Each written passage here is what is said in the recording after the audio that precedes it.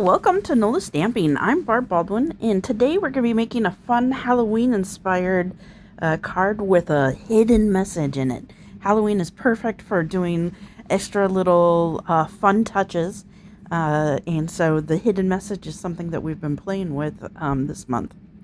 So let's go ahead and make the card base. So I'm going to use black as the card base. So we're going to need to cut a piece that's 8.5 inches by 5.5 inches. And then we're going to score that at 4.25 inches, just making a regular A2 card. So just go ahead and fold it and set it aside. We'll use that as the card base. So for the paper, I'm using this new Frightfully Fun paper. It's Halloween inspired, but then it's got these really cool designs on the back sides. So we're going to need to cut a piece that is 4 inches by 5.25 inch. So I'm going to cut, making sure that the stars are the right way. And then I'll cut it at 5.25 inches. And then go ahead and set that aside. And we're going to use these beautifully celebrated dies. They're nesting dies with a really cool shape to them. And they're currently on the last chance right now. So I'd get them if you like those shapes. So let's go ahead and use them to cut out a couple of colors. So we're going to use pumpkin pie, black, and then the larger two we're going to cut out of white. And then for the white, I'm going to show you a little trick that I use. So I cut it out on a piece of cardstock where I could have bunched them up a little bit close to each other, but I want to use this as sort of a frame to figure out where I'm going to be stamping with my stamp positioner. So I'm going to go ahead and make those into squares so that I can use that easily on the stamp positioner. So I'm going to go ahead and grab that and the Raven's Tail stamp set, which I just kind of love for Halloween. So we're just going to go ahead and put the square down, and then we'll put the piece that we cut inside the square, and then it'll allow us to just sort of figure out where the stamp will go for something with an organic shape like that. Like just using the negative space on something that might have been garbage. I think that's a really good way to do it. And I'm just going to go ahead and place that raven down, and then squish down the top of the positioner to grab the stamp. And then that way, if I wanted to make a bunch of cards, I could just quickly and easily just stamp a bunch with the raven. So let's go ahead and grab our black ink, and then I'm going to ink up that raven. I want the black to be crisp. So another reason why I want to use the stamp positioner is that way, I can stamp it down and just make sure that I go over it with something to just rub the ink down. And then I love that you can, if you don't get it as dark as you want, you can go over it one more time, and then it'll put the ink down in the exact same spot. So that's another reason why you might want to use the negative image frame to do your stamping as well. With the Raven's Tail, they have these really cool little corners, which just are a cool little touch. So I'm going to go ahead and ink up that in the pumpkin pie orange and stamp that on the cover.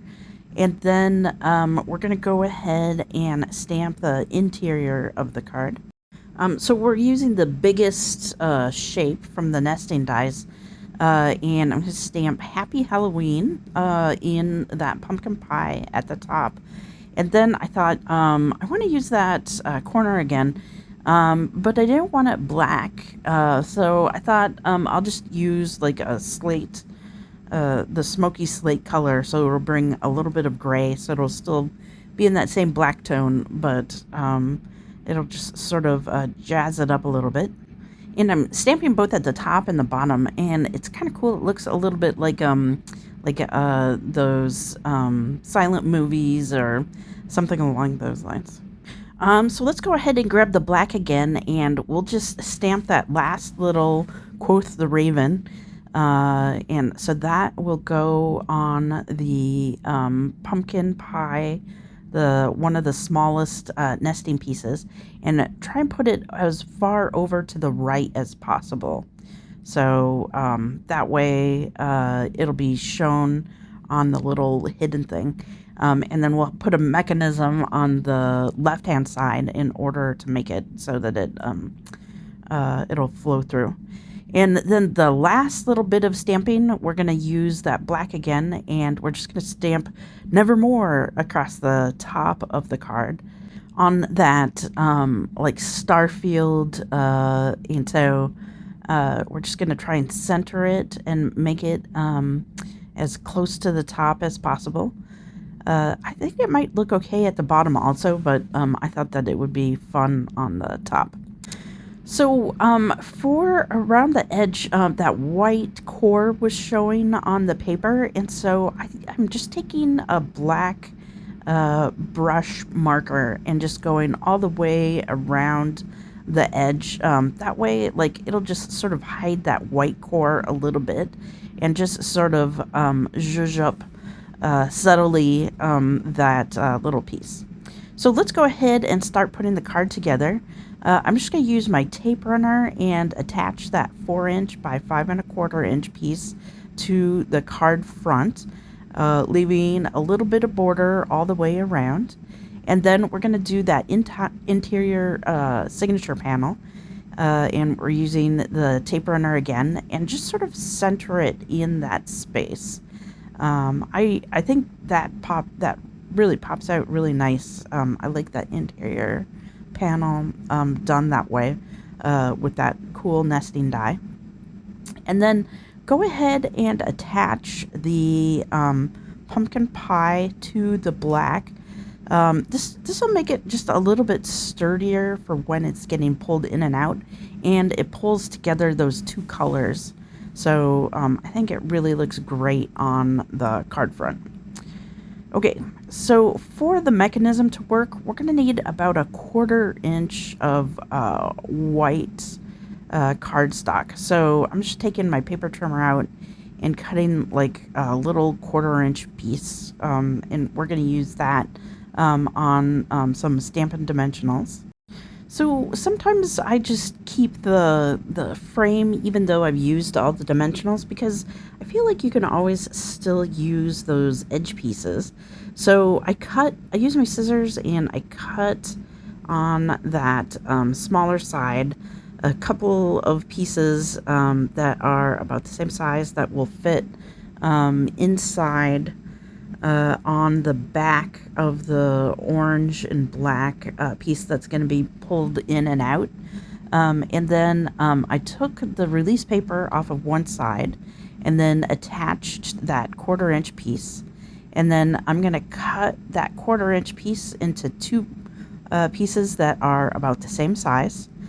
I'm going to put one piece on the back far side from the sentiment that I want to pull out, and then the other piece is going to go upside down on that, so they'll catch. So when you put it on the card, the side that goes upside down will attach to the card, and then like it'll stop that little piece from coming out all the way when the card's opened, but don't forget it is sticky. So, it'll like just sort of pull back and forth, and, the bird will just sort of hide the mechanism. So I went ahead and put the piece upside down, and then just sort of I eyeballed where it would cover up. Luckily, the nesting dies are kind of larger, so it sort of gives you a good idea of where it would go, and it doesn't have to be exact. Okay, so let's go ahead and grab those Stampin' Dimensionals again, and I'm gonna cut the long side and use those as sort of like a track. So those will be covered up by the raven also. So just put one up top, and then one on the bottom, and I'm putting the square side down towards that organic shape, just so then that way like it won't get caught on anything. Like I suppose you could use the notches to the bump outs on that shape might get stuck by those. So I'm gonna go ahead and grab a couple of Stampin' Dimensionals and put those on the very left hand side, out of where the interior little thing would be. And I'm gonna go ahead and attach the raven then, like peeling back all those release papers, and just sort of putting the raven down. And that is the secret to the hidden message. So all we need to do is do a little bit of embellishment now. So I'm going to go ahead and use some faux bronze embellishments. I think these are retired now, but I think anything that's kind of like darker will work great with this. And I wanted to put like a gem or an embellishment on that little part that pops out, so it gives the person opening the card just sort of a little handle for them to pop it in and out. So I think it just makes it a little bit easier. And then I moved the two little ones, so then that way it's almost like nevermore. And then Quoth the Raven, for those Edgar Allan Poe friends. It's a perfect Halloween card for them. Okay, well, thank you for making this card along with me. I would love to see your hidden message cards. I think that this is a fun little way to play with cards in the middle of summer. So I would love to see your hidden message cards. So don't forget to post them on the public Facebook group for Crafty Copycat Creations. And as always, don't forget to stay crafty.